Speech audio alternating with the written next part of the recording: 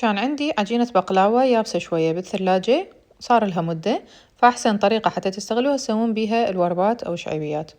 جبتها قصقصتها مربعات بهاي الطريقة، وبعدين سقيتها بالسمنة أو الدهن الحر، ولازم تتغطى زين بالسمنة لأنه راح تشرب كمية مبطالة. حرارة 200 مدة 20 دقيقة، ونسقيها بشيرة ثقيلة وباردة، وضروري تخلوها تبرد تماما، تتعسل بالشيرة، راح تشرب كل الشيرة.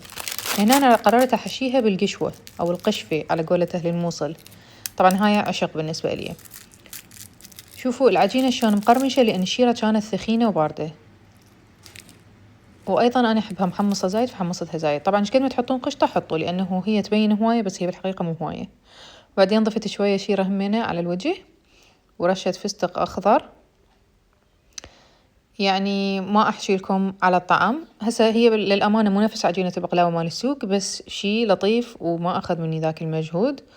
والتحميصة بغت لأنه صفطتها بهذا الشكل، ما رطبت هواية. جربوها راح تعجبكم.